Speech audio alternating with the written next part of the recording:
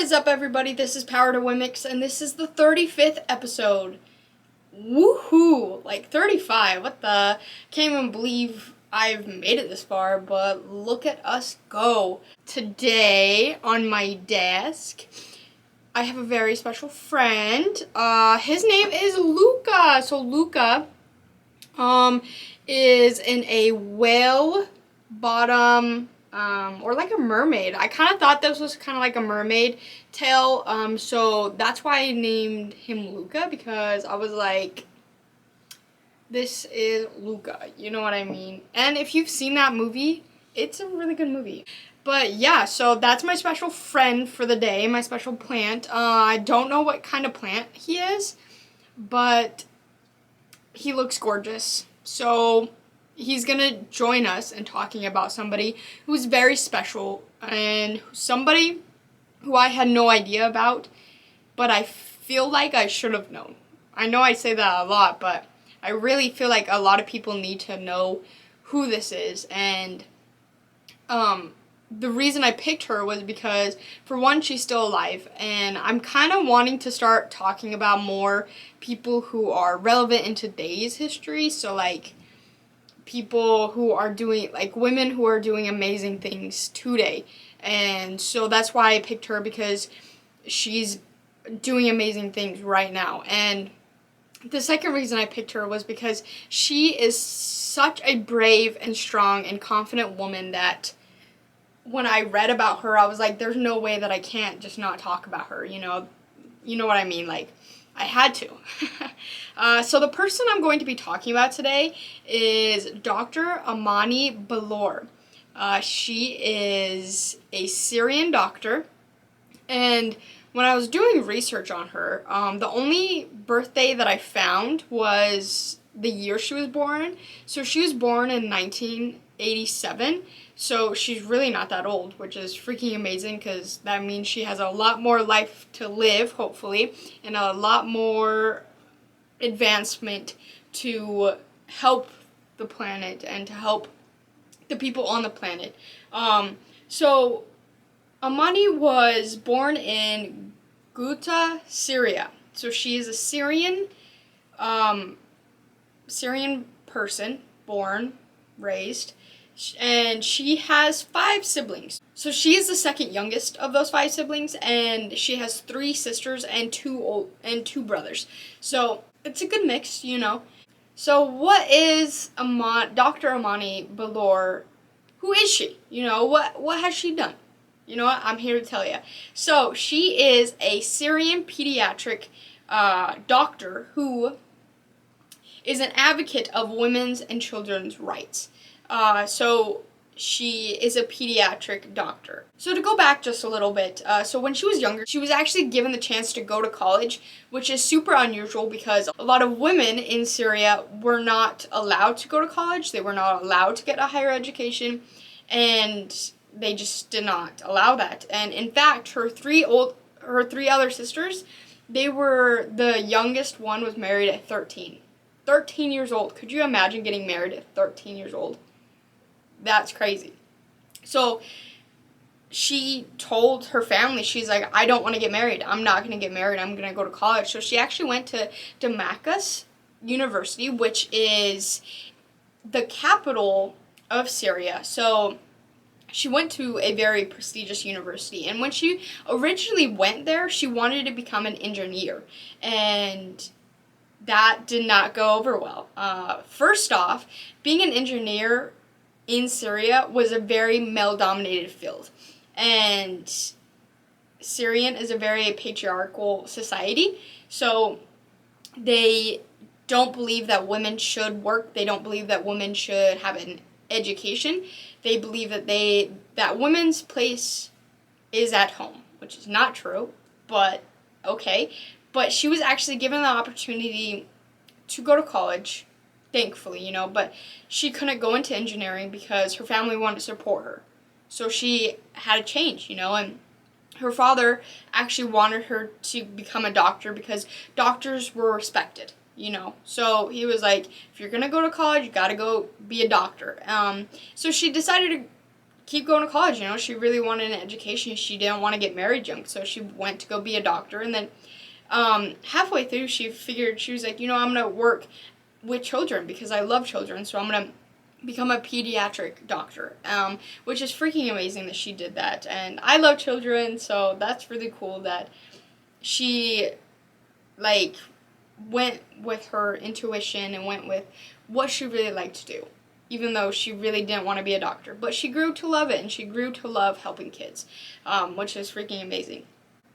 So in 2009, I believe, I could have gotten that date wrong, I'm not sure, but the Syrian civil war was started. So the revolution started getting bad, and Amani was still studying. She had gotten her degree already, but she was still doing studies and stuff, when you just go to a hospital and you're there working, but you're not a full doctor yet, So she actually was still studying when the Civil War started. But in one event that happened to her, it changed her whole life. So she was at her home one day, and her neighbors had knocked on the door and were like, "Can you help me? Can you help us? Our son, he's sick, he's injured." So what had happened actually is the neighbor's 12-year-old little boy was standing next to a peaceful demonstration when something happened. I don't know what happened, but the gunfire took off, and he was just a bystander who got shot in the head.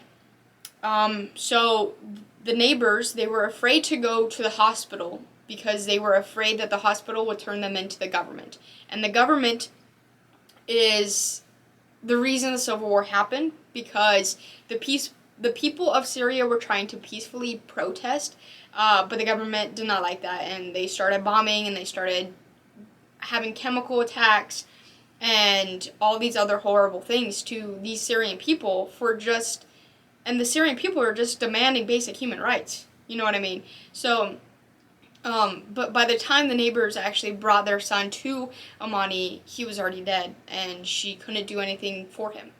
And that was really sad, and she really took that really hard. I mean, who wouldn't, you know what I mean? But at that moment, she decided, she's like, I have to quit my studies and I have to go volunteer to help because somebody needs to do something. So she actually went to go work at the hospital in Ghouta, and that's where she just kept working for the rest of the time that she was in Syria. But the Civil War actually has killed 500,000 people, and it has also dislocated 6.6 million people. And that is just so disheartening to me because it's the government doing that to their own people. I find that sickening, and it's horrible. You know what I mean?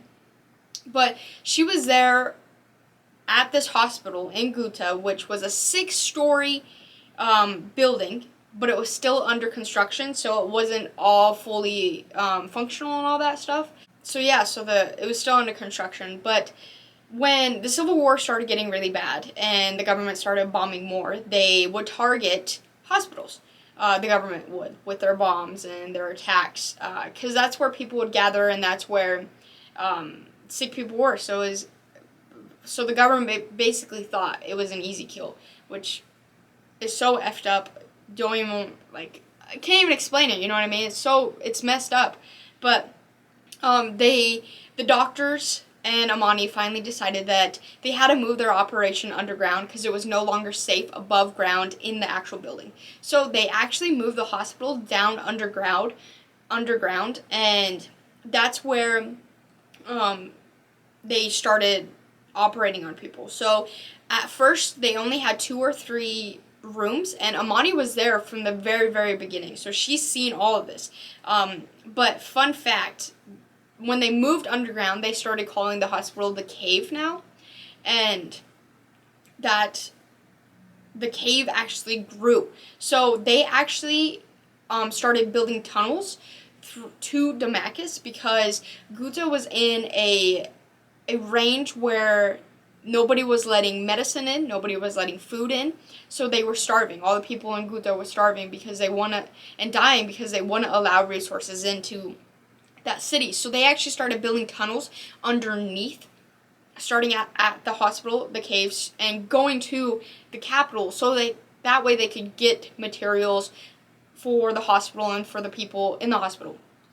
So that was really cool, you know what I mean? And I thought that was super interesting. But the cave grew and it got a lot bigger, which is amazing. So to go back a little bit, the cave was actually started in 2013, I believe. So that's when it officially went underground. And by 2016, Dr. Amani Ballour made a huge achievement. She became the first woman hospital director in Syria, which is freaking amazing. And it's so sad that it had to come from a moment like that, but she was able to stand up and take that responsibility, which is freaking amazing. You know what I mean? And at that time, she was only 28 years old. Okay, which is wild to think about, because not only did she have to manage the hospital, try to get resources, she also acted as a doctor to help pediatricians, because in the country of Syria, at that time, there's only 5 pediatricians at that time. So of course she had to work on the children, you know what I mean? But she had to do all of these things in a time of war, you know what I mean? If that doesn't show that she is a strong woman, I don't know what else would, because my goodness, I don't know how she did it. There was constant bombings. Towards the very end in 2018, there was just constant bombings. The government just started dropping over like every hour, which is so freaking sad. She actually did keep a very detailed journal, which helped her learn and helped others learn, which is freaking amazing. And but it was very sad, because like I said before, Syria is a very patriarchal society, and so when she was the hospital director, she got criticized a lot from it, because she was not a man. So men would come up to her and ask her for medicine or something like that, and she was like, "I'm sorry, we're out," because they didn't have anything. And the man was like, "Give me a male director, give me a male manager, or give me a man doctor." And she was like, "Well, I'm the manager, so yeah." And they were like, "No, you don't belong in the workplace. Women belong at home." A man told her that to her face, and she was there to help them. You know what I mean? She actually said that people turned her help down because she was a woman. They wouldn't let them her help them, which is so freaking sad. But she stood up to them, which is freaking awesome. And she told them, she was like, "You know what? If you think you can go find medicine at a male-managed hospital, go find it. Because they're not going to find anything, because all the resources were gone." So she was like, "Are you kidding me?" You know what I mean? Like, you're taking these, you're blaming me for circumstances that I can't control? Okay, there, calm down, buddy. But despite all that, she overcame that, which is freaking amazing. And I couldn't imagine how hard that would be. I would be just so freaking angry all the time. I'd want to cry constantly. And she did cry a lot. I mean, who wouldn't? She's seen thousands of kids die because there was no resources, you know what I mean? There were chemical attacks, so these kids would come in and they were suffocating, and if they only had medicine for one child, they had to choose between, say 5 kids, and they only had one shot for them, so they always pick the worst one to try to get that worst one up to the level of the others. But it's super sad that they had to choose that, you know what I mean? I couldn't imagine having to do that. And a lot of kids also started to starve to death because there was no food. So they might have gotten over their sickness and their injuries, but then they starved to death because there was nothing. And it's just so freaking sad that this happened, but I'm so glad that Amani was there to help and keep fighting for those children, because at that time a lot of doctors did flee. They didn't want to stay around because it's a civil war, you know what I mean? And it was dangerous. like I said, there was bombings constantly. Like, it was ridiculous. But I'm so glad that she was there and she was able to help some people, which is freaking amazing. And that we need more people like that, you know? So yeah, so actually in 2018, she and the rest of the doctors had to close down the cave hospital, and they had to move away because the bombings were getting so bad, and higher officials actually told them, if you do not leave now, you will die. And they just straight up told them. And so her and her team left, and they became refugees in Turkey. So she is actually still living in Turkey currently, which is pretty cool, you know what I mean?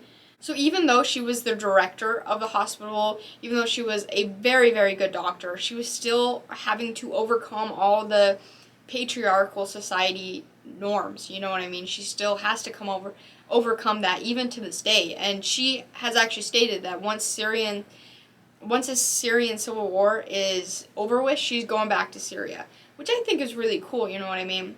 And she has also mentioned that her family is still actually living in Syria, which is kind of crazy to me because where I wonder where they live. I'm not sure which part of Syria that they live in, but I would have assumed that they all would have left when she left. But maybe not, you know, maybe they're in a safer spot, which is always good, you know what I mean? But yeah, so she actually left Syria, and when she was in Turkey, she met up with a love interest that she was talking to online, and his name is Hamza, and they are actually engaged to get married now, which is super awesome. And she actually stated, she said, when I left Syria, I was hopeless. I was lost, you know. She didn't know what to do. She didn't want to go back and study because that's not what she just overcame a civil war and a war zone. She didn't want to like just jump back into normal everyday life, and she said that the engagement and having him was a very enlightening, and it helped her a lot, which is really amazing. And that goes to prove that we need people, you know, we need others, and we need to look out for others. And that's really what I think her whole message is. So currently what she's doing and what she's fighting for right now is to get other countries to notice Syria.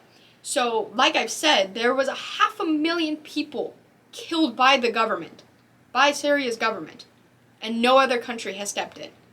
Not the UK, not the UN. And so that's what she's doing right now, you know. She's trying to go to all these big countries, and she's trying to get help for Syria because there is still hope, and she believes that another country needs to step in and help them. And we need to be more compassionate and see that people are getting killed, you know, innocent people who are just maybe in a hospital, you know, they're bombing hospitals. This is such a huge thing that I don't, like, that's why I wanted to talk about it, because I don't want this to slip under the rug. I want people to talk about it. I want people to know about this, because I didn't know about Dr. Amani. I didn't know about, like, all the horrible things that are happening in Syria. I didn't know any of this. And so that's why I wanted to talk about her today and really spread her message around. So you can actually go watch her whole experience in the hospital on a documentary called The Cave.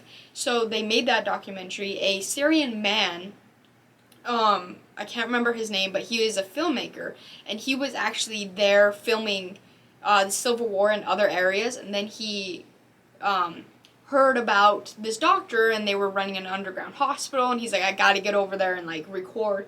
And so he actually went over there and to the hospital, and he stayed there and filmed everyday life, you know. And so that's how they got that documentary. And I have not personally watched that documentary. I cannot find it I cannot find it for free, so I don't want to rent or buy it yet. But if you know that it's good, or if you have seen it or anything, let me know, and I'll probably rent it, you know. But it's actually an Oscar award-winning documentary, which is freaking amazing. But Amani did talk about how she was scared, and she was she didn't want to go and release the movie, the documentary, because she was afraid of what the documentary would do for her family. Because, like I said, her family's still in Syria, so she was really scared that something was going to happen to them, because the Syrian government would actually take families of activists and kill them or imprison them and torture them and do horrible things to them just because they were a family of an activist. So, like, she was really scared for her family, but the documentary came out and nothing has happened to her family yet, which is freaking amazing, and I hope nothing ever does, because that is horrible and nobody deserves that. But yeah, so you can go watch The Cave, and if you do go watch it, let me know how it is, okay? So yeah, so she has done amazing things, and because she's done amazing things, she has been rewarded the Council of Europe's Raoul Wallenberg Prize for her humanitarian efforts, which is freaking amazing, and she deserves it, you know what I mean? Because she has seen so much and has done so much, and she's just a strong person, you know what I mean? So she has actually also started a foundation. So her foundation is called All Amal Fund, which is hope in English, and she created it to support children and women and empower them, which is freaking amazing, you know what I mean? And that's what I'm trying to do, you know, I'm trying to empower women, she is too, which is freaking amazing. So, currently, actually, her and her fiance, Hamza, I apologize if I'm, like, totally, saying all these names wrong. I'm not Syrian or Turkish or anything like that, so I apologize. I'm trying my best, okay? But her and her fiance are actually trying to get the chance to go to Canada and start a fresh life. So they might be in Canada. And if they go to Canada, I'm probably definitely going to go see her, because that's not that far away. And I think she is just a strong and amazing woman that everybody should know about. And that's why I'm talking about her today, you know. But yeah, so like I said, she is the strongest person I think I've ever talked about. I mean, I couldn't imagine working underground as a doctor while above you bombs are going off. I couldn't imagine that. She has PTSD, as you would suspect, you know what I mean? And I feel so sad for her because of all the trauma that she went through, but I'm also just so happy that she was there. Because if she wasn't there, there would be no first woman director, and thousands of children probably would have died. But she was there to save them, which is freaking amazing. So thank you, Dr. Amani Ballour, for helping all these children and for continuing to help those children in Syria and all the children and women in Syria, which is freaking amazing, and I thank you for that. So yeah, so that was Dr. Amani. I hope everybody enjoyed. So let's move into the positive segment time. Woo! So the states of Minnesota and Pennsylvania both enacted laws to ban all child marriage before the age of 18, which is freaking amazing, because I think it's ridiculous that you can even get married at 18. You know what I mean? It's not ridiculous. If you have the person you love in your life, then go ahead and get married, but that's not the case a lot of the times, you know what I mean? And some people get forced into marriages, which is not right. So I'm super glad that those states are changing that, you know, which is awesome. But yeah, so that was a short little positive segment. I hope everybody enjoyed, and that was the episode. So I really hope everybody enjoyed this episode, and I really hope that you like Dr. Amani Ballour, and I really hope you go follow her and go see what else she is doing, because she is doing amazing things. So yeah, so as always, you can find this podcast on all podcasting mediums, and you can also find this podcast on Instagram and Twitter at Power2Womxn. Also, if you want to go check out my other podcast that I do with my brother called the 5 Cent Club, we just talk about shit that doesn't make sense. So that'd be awesome if you could check that out. Also, if you want to go check out my other personal Instagram page at EmilyNichols00, that'd be awesome. And my personal Twitter page at YoungEmily1864, that'd also be awesome. So yeah, so as always, everybody, I hope you have an amazing rest of your day. Stay safe out there. Help kids out. Help children. go follow Dr. Amani and all the amazing things that she is doing, and stay safe out there and help each other out, okay? We are a community, not an individual society. A community society, okay? As always, I'll see ya and talk to ya next week. Peace and aliens be with ya.